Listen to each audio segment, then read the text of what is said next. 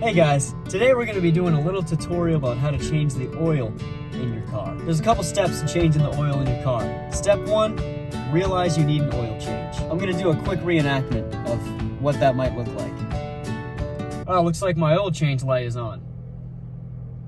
Step 2 is crucial. Step 2 is deciding that you're going to do something about it. Step 3, when you're changing your oil, you want to go to a very specific place where you can do it safely.